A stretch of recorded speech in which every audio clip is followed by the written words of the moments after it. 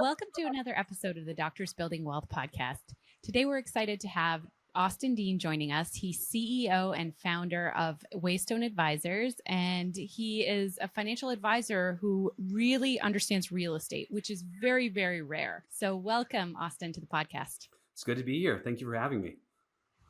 So Austin, let's start out by talking about what a financial advisor does, because I think a lot of people maybe have some confusion about when they need a financial advisor and how a financial advisor helps them. So can you talk about when somebody might be thinking it's a good time to get a financial advisor? Absolutely.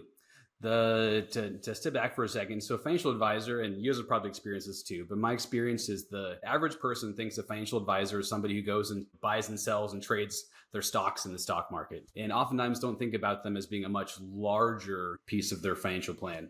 So for us, when we think about financial advising, we think about ideally having a team member or a financial team that is helping you organize your entire financial life around your goals and what you're trying to go after, whether that's financial independence or whether that's going to get in your first rental property. So when somebody's in a position of saying, you know what, we would like to have a team that can help us with not just money in the market, but ideally reviewing our insurances and helping us understand, does it make sense to add lines of credit and to get in coordinate with my team members, the groups I'm in, the CPAs, the mortgage brokers. That's a lot of what, in my mind, a good financial planning team should do, is being, in a lot of ways, the hub for your broader financial system. As far as the question you asked about what is the time, I'd say as soon as you're in a position of making money and wanting to make sure that it's most aligned with your goals, that's when you need to find a financial advisor, and ideally a financial advisory firm that they have expertise in helping people do the things that you want to be doing. Yeah, I think a lot of us misunderstand what a financial advisor is because we have those interactions with, maybe we have a Schwab account and we have interactions with somebody in Fidelity or in Schwab, and they're just talking about stocks. But I think what a lot of people miss is you can have a financial advisor who understands your whole portfolio, especially if you're a real estate investor, but then also is helping kind of think about your financial plans and coordinating with all the other members of your team. Like you're talking about, it's much more than just helping you pick stocks and making sure your retirement account is in the appropriate kind of distribution for how aggressive you want to be. Exactly. A good financial advisor should be able to first and foremost help you identify and understand your goals, and then ideally have the independent resources and expertise to say, hey, if you have X amount of money doing these things, here's how we align those with your goals. And as as your plan gets bigger, being in a position like us where we can coordinate with the CPAs, the estate attorneys, make sure everything is all aligned together, allows there to be a long-term partnership, not just a transaction or a siloed part of your team. Can you talk to us about why so few financial advisors understand or are friendly to real estate? Because I think what we've seen in a lot of cases is people go to their financial advisors and they either ignore the real estate completely or they're anti-real estate, right? Because a lot of times your fees that you're paying to your financial advisor are dependent on how much money they're putting into the stock market for you. So can you talk a little bit about that and what a real estate investor might run into when talking to a financial advisor? When talking to a financial advisor about real estate, a lot of it depends on the firm and whether it's an insurance-focused firm or an investment firm. Depending on what firm it is, really depends on the bend that firm has around real estate. Now, my experience, when I started in the business and really getting my designations and understanding the lay of the landscape, I did find that, and this is my experience, but most of the financial world is taught that that real estate is some version of risky, and or there's a financial incentive to not do that because that could take away money from money that you're managing in the market or doing other things with. For me, part of what was so important about being independent was that allowed me to not be serving any particular investment or insurance or financial master, but instead say, we have access to everything. Let's look at everything and assess its value for both what it is, but also for someone's unique situation. So I think some of the things that we've done in particular to be able to be real estate and friendly is we don't work for or have to sell any particular investment or financial tool.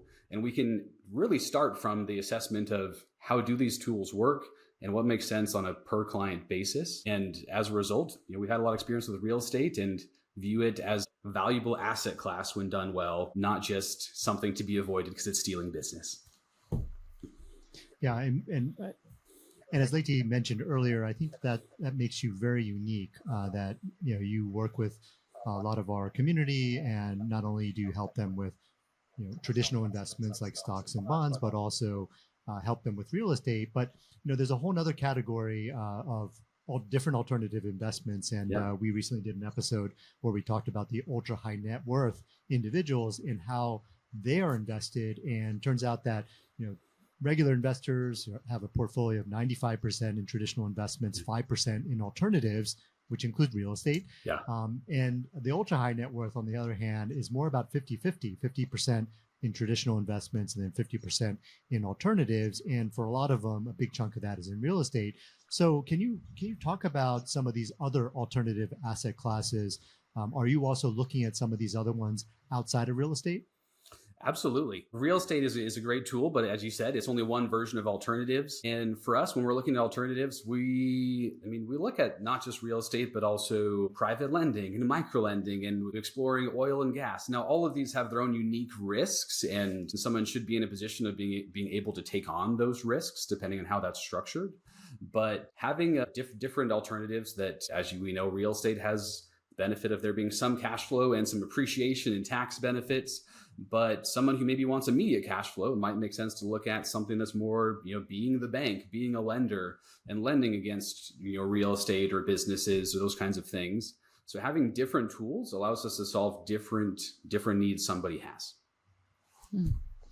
And what about the idea of being a fiduciary? Can you talk a little bit more about that? Because I know a lot of people are kind of weighing, is somebody a fiduciary, or are they suggesting certain assets because they're going to get a piece of it? And can you talk a little bit about the kind of questions that people should ask when they're going and they're interviewing a financial advisor to figure out if they're dealing with a fiduciary or not? Yeah. So a fiduciary, just to define it for the audience, is someone who has a legal responsibility to give advice that is in your best long-term interest. There are a lot of advisors out there that are subject to a lesser degree version of that called the best interest rule, which the best interest standard is, did it seem to make sense at the time? So fiduciary ideally is someone who's looking at the whole picture, thinking about and understanding your goals, not just now, but long-term, and then being able to say, hey, this tool makes sense because we know your goals and we know where you're trying to go.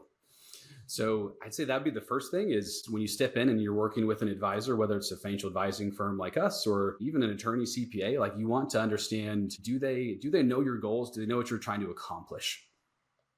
I would add in a couple layers there. Like when I coach our clients, or even when we're talking about to new prospective clients we're working with, our team will talk about, one, is the person you're working with, is it somebody that you trust? Like, was there a trust bridge some way, whether that's from another person or whether it's a podcast like this in a group that you trust? So do you trust that person? Two, do they have the knowledge, whether that's by experience or designations, to be able to actually do the things you want them to do? Do they have the resources to be able to go out and actually help you implement that plan and achieve it? And just as a very easy example, I could be the nicest, smartest person somebody's ever known, but if I'm working for a bank, I won't necessarily have the same amount of tools as we have being on an independent registered investment advisory firm. And the kind of bonus fourth layer that I'll often coach on is ideally you're working with professionals who have experience doing the things that you want to do, either personally or helping other clients do those things. So to go back to something you mentioned earlier about, it's unique, our experience in the real estate and alternatives is, we might not be a fit for everybody, but if somebody wants to be aligning themselves to be financially independent earlier than the traditional 60-65, wants to have someone who knows how to help them incorporate real estate and alternatives to their plan. We have experience doing that successfully, which makes us unique in that space. If I were looking for a financial advisor, though, how would I know somebody's independent and not tied to a company and forced to recommend those types of products at whatever company they're working with? How would I know the difference?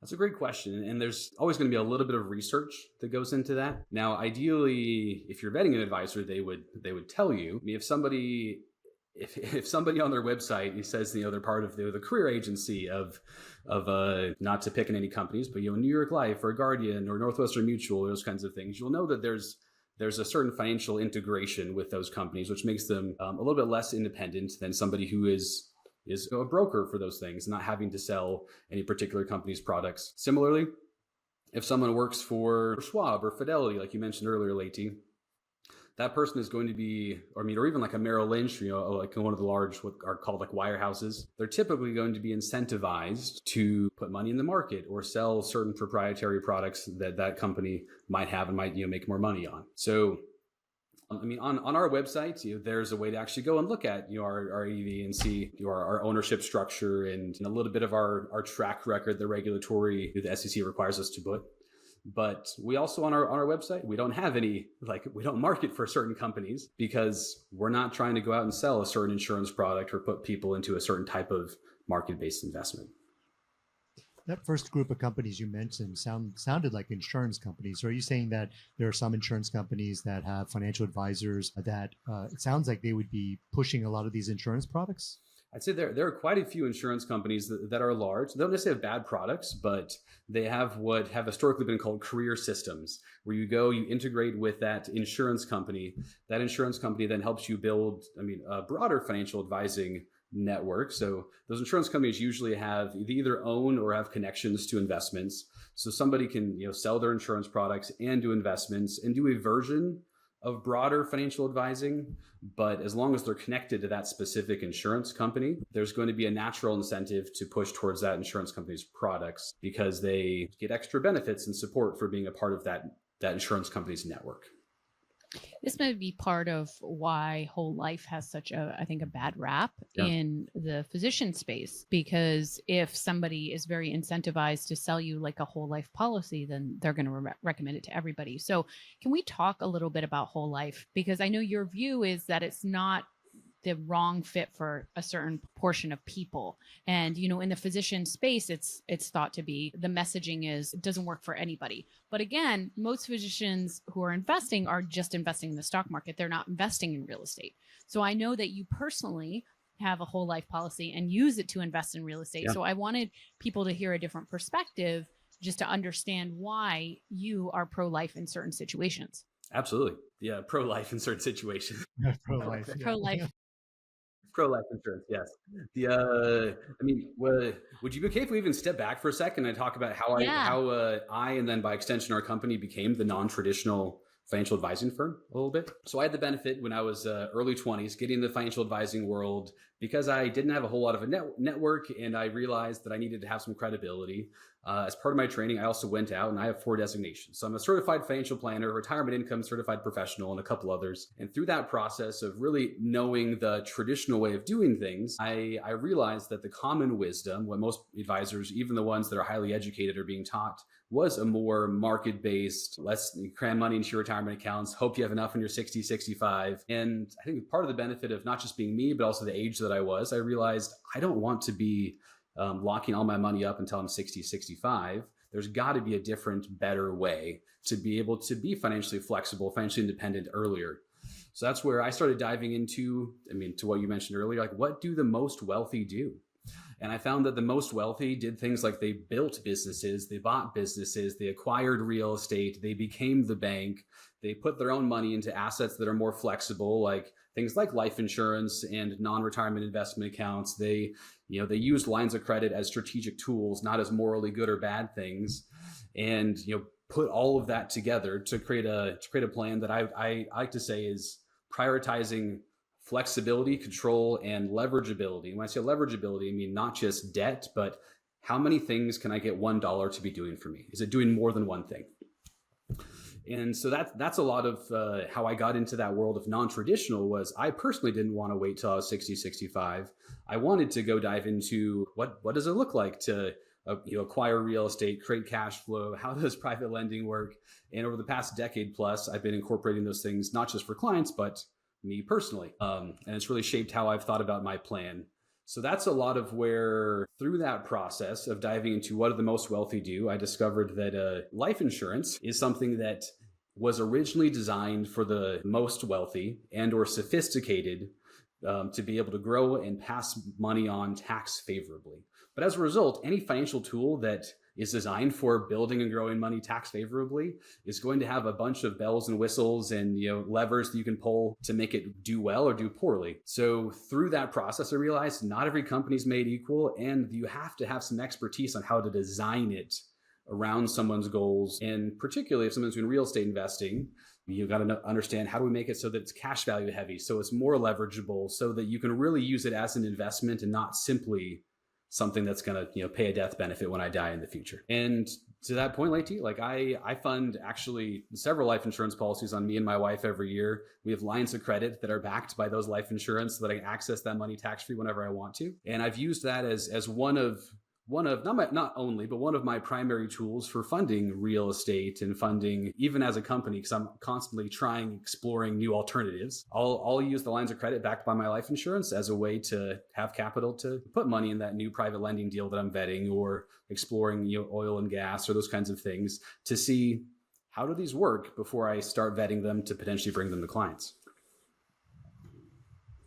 Awesome. And what about, when you're thinking through somebody coming to you who is heavy into real estate, how do you start thinking through, creating multiple sources of income coming in, and also making sure they're diversified enough? Because we do a lot of Ray Dalio. We listen to Ray Dalio every single year, and he comes in and he says, hey, you need 13 to 15 uncorrelated assets. And when you're a general average investor, you're like, wait, I can think of like 3. Yeah. So how do you think about doing that with wealth preservation long-term with diversification? Yeah, I love that question, because alternatives, whether it's real estate or oil and gas, or other things we've mentioned, all those have different risks, different pros and cons. And it's too easy as an investor to find your favorite, overweight in one, and then not actually be as financially resilient as you thought you were going to be. And that's where part of that comprehensive plan is really defining those goals, understanding where's somebody going, and whether that's prioritizing. People could prioritize cash flow, prioritize appreciation and net worth. They could prioritize tax savings, and knowing what are the most important things to somebody will then say, how are we doing it?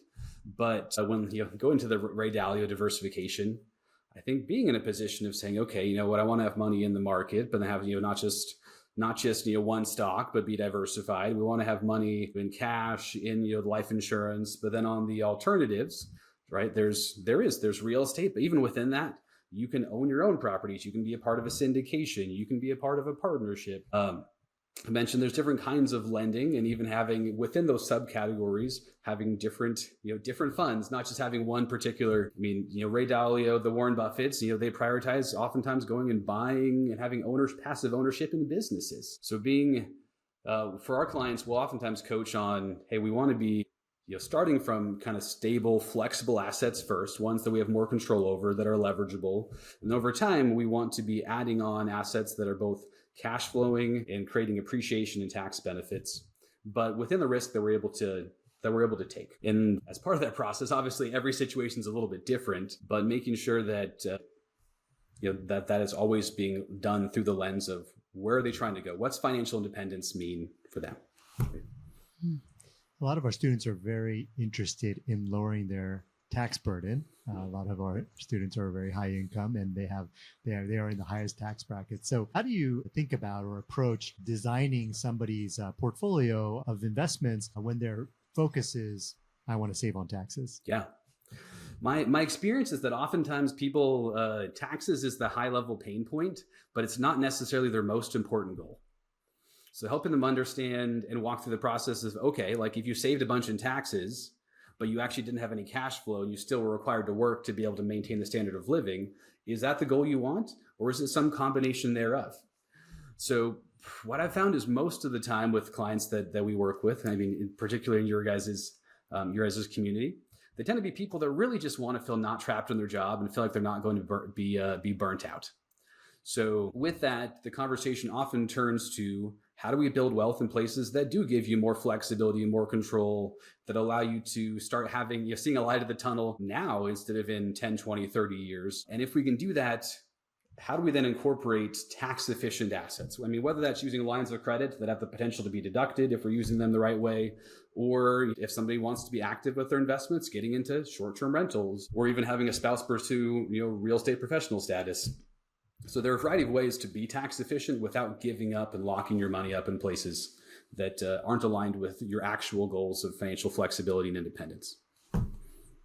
Okay. And then when you have somebody who comes to you and says, hey, I want to get to financial freedom, in 5 years or 10 years, any kind of tips that you give them besides, of course, real estate? Yeah, besides, of course, real estate. Oftentimes, if somebody, depending on their situation and how much they've followed a traditional track up to that point, oftentimes my question will start with like, how extreme are you willing to go with like poking holes at the common wisdom?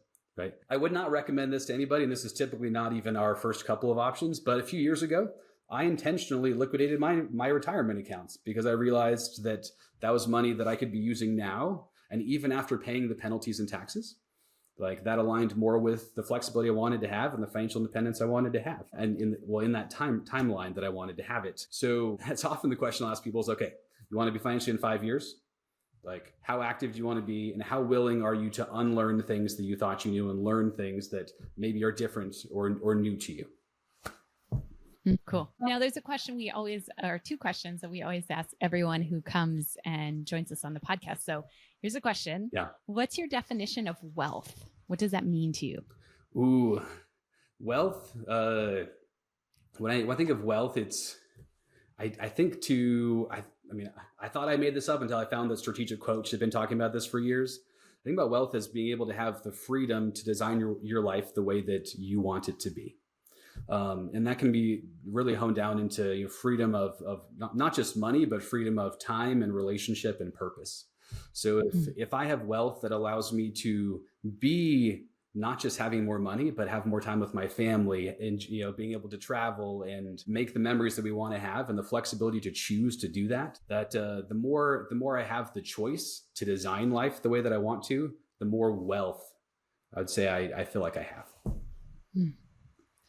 The next question that we ask all of our guests is, what is one habit, mindset, or strategy that separates someone who is wealthy versus someone who is not? The mindset that separates somebody from being wealthy as someone who's not is someone who I think is willing to be wrong really quickly. Is probably one of my favorites. I read a book a couple months ago where there's this chess master who talked about how every quarter he'd look back and say, like, what are things that I believed 90 days ago that I don't believe anymore? Something I try to instill to our children is this idea that sometimes the fastest way to be right is to admit that you were wrong. Because if I'm living in a false premise and I'm stubborn and I would rather continue to believe that I was right than actually become right, that's going to inhibit my ability to grow and change and expand. So I think people that are really experiencing wealth are people who are quick to say, you know what, I don't have an ego. I don't need to be right there. I'm willing to take in new information, let it change how I think, be wrong really quickly so that I can become right. So it's like a combination of flexibility, of being humble, and then also of failing fast, right? Yes. It's like going out, doing something, learning that's not the right way, pivoting and moving on. So it's a combination of all of those things. Is that accurate? I would say so. Yeah. Being willing to move fast, to make mistakes, and to be able to have the humility and let go of your ego to be able to say, it matters more to me to be doing the right thing than to look good and be stubborn about what I wanted to believe. Right. Okay. Awesome. Well, Austin, can you tell everyone a little bit about how they can get a hold of you, how they can find out more about what you're doing? Absolutely. The easiest way to get a hold of us typically is to go to our website, waystoneadvisors.com. Anyone who wants to get a complimentary consultation with our team, there's a link there to fill in just some very basic financial information. It'll let us know about your goals, what your questions are. And from there, someone from our team, we call our client advocate team, will reach out and coordinate calendars with one of our lead wealth advisors, which can sometimes be me, but oftentimes we have other advisors on our team that I've trained to understand our philosophy that will reach out and connect. If somebody wants to reach out even more directly, they can reach out at info@waystoneadvisors.com, and our team will also reach out ideally within 24 to 48 hours for anyone that emails to connect with us. Awesome. Yeah. Well, before we wrap up, I wanted to slip in one more question here because, so many of our students are working with you, and I just wanted to get a sense of your team and your culture. So obviously we might not be working with you, maybe we're working with one of your team members, but just wanted to kind of get a sense of how you build your team and the culture that you're building there. Absolutely. So our entire team, I mean, even though it's only really the advisors technically that are fiduciaries, our entire team views themselves as being fiduciaries to take care of our clients. We have, at this point, by the end of this year, we'll be almost to 15 people. We have staff that are entirely in charge of operations. So that's whether that's helping set up investment accounts, insurance policies, or that's supporting with setting up and increasing lines of credit or even alternative investments. We have a dedicated team that is there for that. We have our client advocates that they are the go-betweens, that if somebody says, I don't know, do I reach out to an advisor or someone on the staff team to support with these things? They're there to reach out. We're in the process of adding another advisor to what we call our wealth design team. They tend to be the ones that reach out, do a lot of the upfront education, understanding goals, building the plan. And they work collaboratively with what we call our client success advisor team, who their entire job is to make sure that clients are getting reviews, that their plans are being scaled up, that we're continuing to help people get closer to financial independence. So we view our company and our interaction with our clients as being a team issue. So we don't want somebody to ever just have one advisor. Like if somebody's on vacation or gets sick, we want somebody to always be able to be there, particularly with the kind of clients that we work with in your community. You never know when somebody's going to find a real estate deal and have a question about, one, does this make sense for me? And two, if so, how do we fund it? So having a team that can step in and answer those questions together is important. We also want our clients to feel like our team is on retainer for them. So we never want somebody to feel like they can't reach out via phone or email to ask questions. We want to be in partnership with our clients, not only just within our team, but also within the community of people that all work with us that are bringing these ideas and thinking about money differently. Awesome. Okay. Thank you so much, Austin, for your time and for talking so much about, I think, a lot of the common misconceptions that we have about financial advisors and whole life. And what makes Austin different. Yeah. Thank you. Thank you both for having me. I enjoy it. I love being a part of your community, helping physicians experience a different way to think about money.